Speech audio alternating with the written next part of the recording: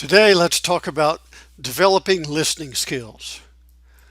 But before we begin, please make sure that you have completed the survey, Listening Styles, How Would You Respond, before viewing this video. That survey is linked on the Class Blackboard website. So go to that link, complete that survey, and then come back and view the video if you haven't done the survey already. Now, listening is probably the most important component of interpersonal communication. Listening is extremely important, and interestingly enough, research shows that most people think it's the other person that needs to develop their listening skills. Often we view our own listening skills as being pretty good, probably better than what they actually are. Listening is important because it helps people get involved. It encourages them to speak openly, to provide feedback, to discuss problems with you, to engage with you in a conversation, and to help move that conversation in a positive direction. If people don't feel like you're listening, they simply don't want to participate. Now, people are not born good listeners. Good listeners are motivated to be effective. They pay attention to what they say, and most important, they practice. That's probably the single biggest barrier to effective listening is nobody wants to practice.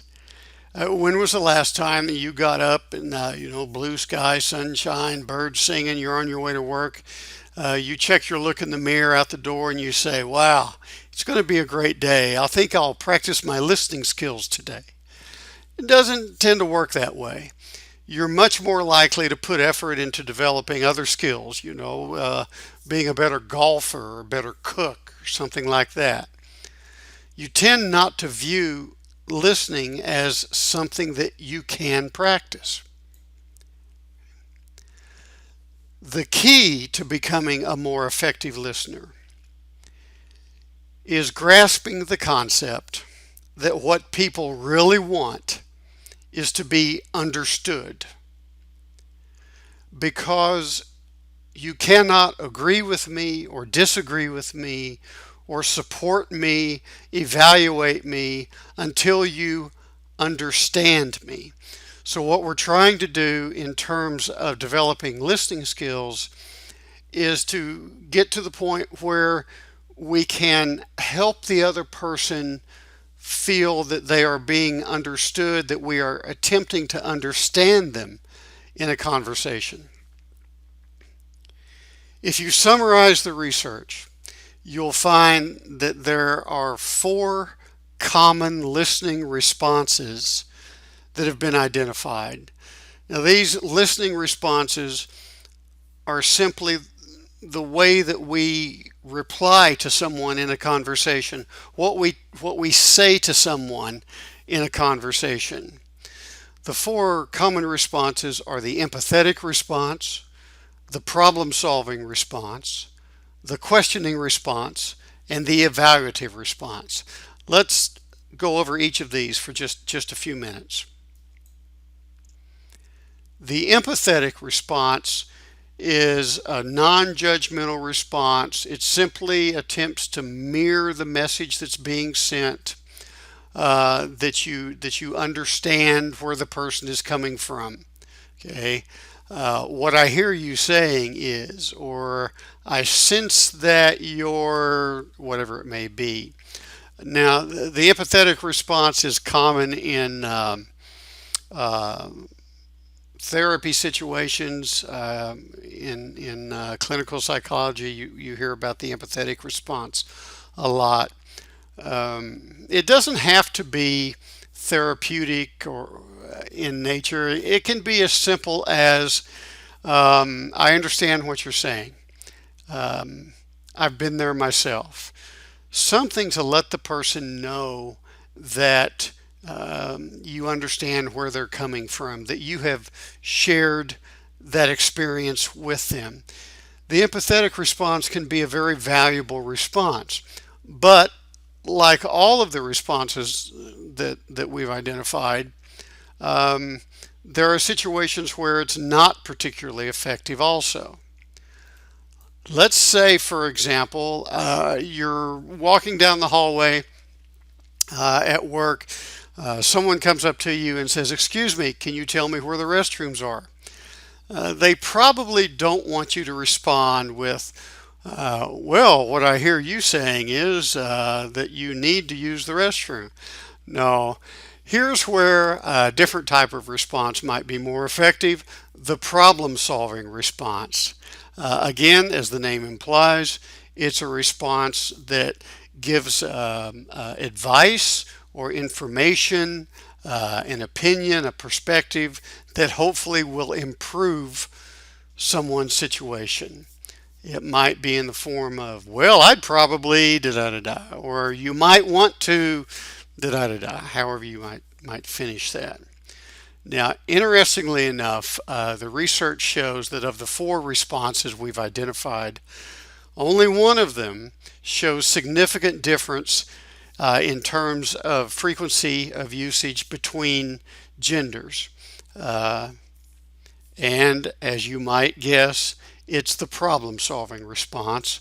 Men tend to use this response much more frequently than women do. So we get engaged in a conversation, and someone says they're talking about some problem, blah blah, and we wait until there's a pause and say, "Well, why don't you just da da da da da?" And to us, that's the end of the discussion.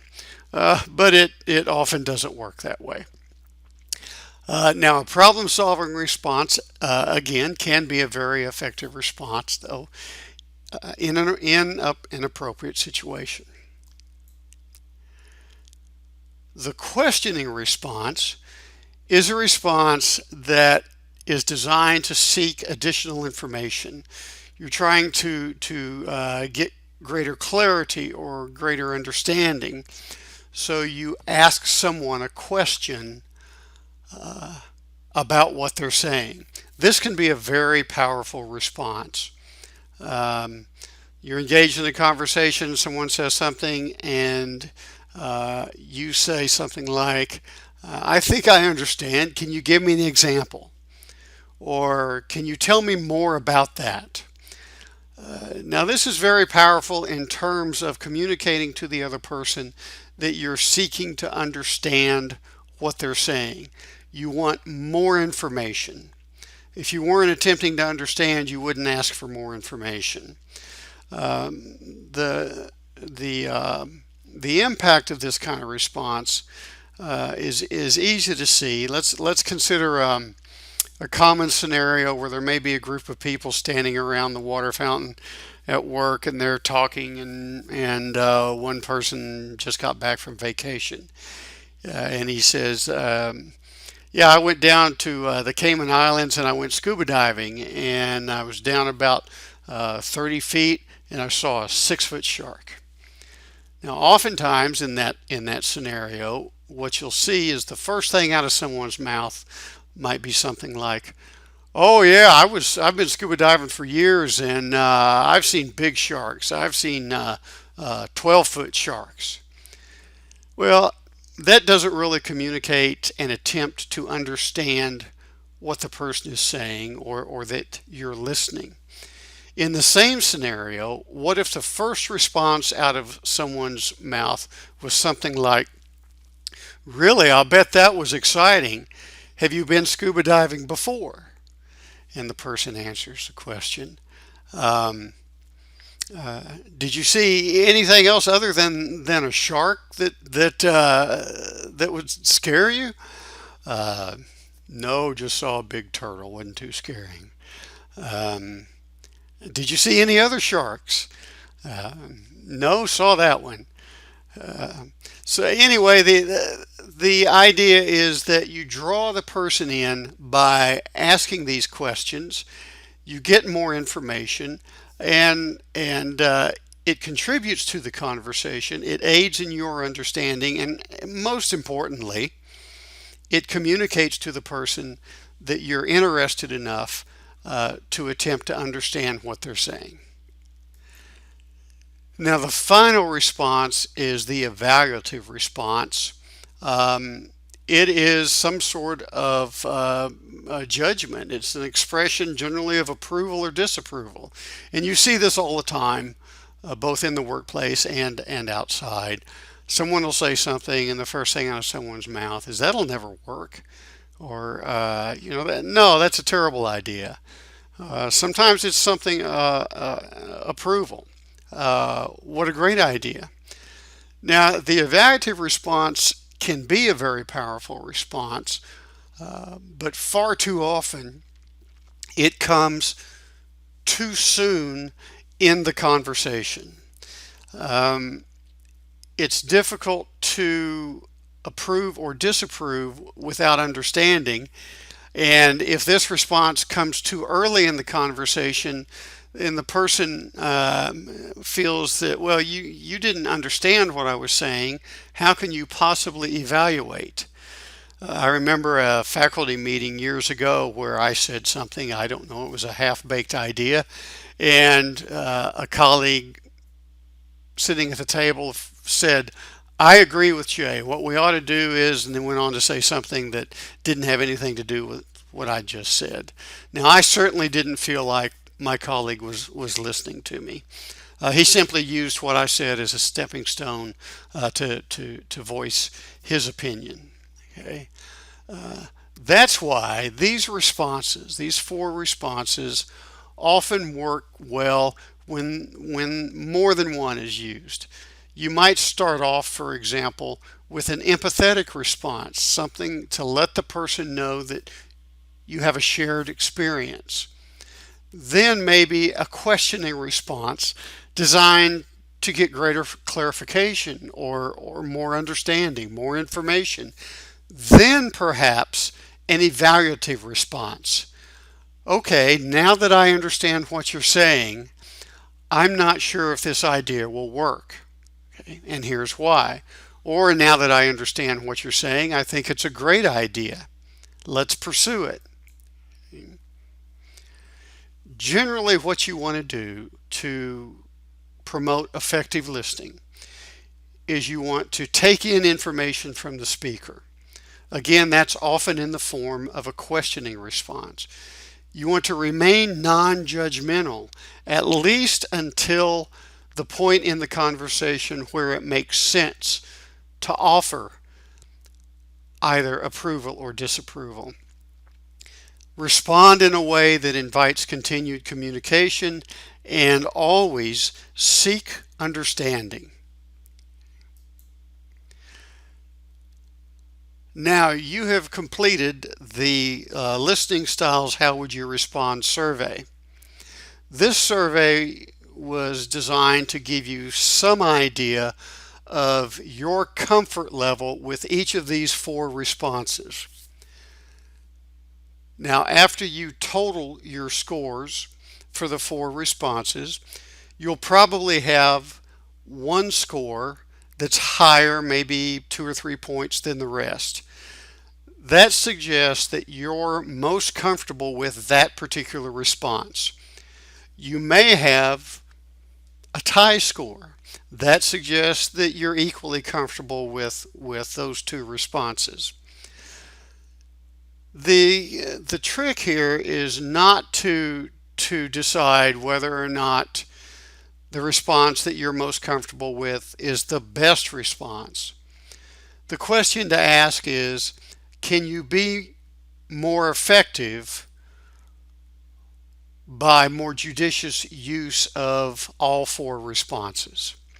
These responses represent a toolkit. You might as well use all of the tools at your disposal. So what the challenge is going forward is to practice using all four responses in situations where they would be appropriate. My suggestion is you start off by go to work one morning and say, okay, before noon, before lunchtime, I'm going to look for a chance to express an empathetic response. Just focus on that one response. Look for a chance to use it. Maybe the next morning you'll look for a chance to pose a questioning response to someone. Just practice using these different responses until you're comfortable.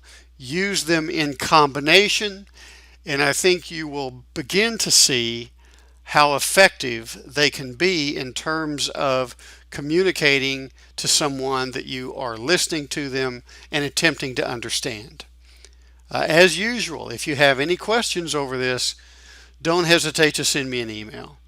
Thanks for your time. I really appreciate it.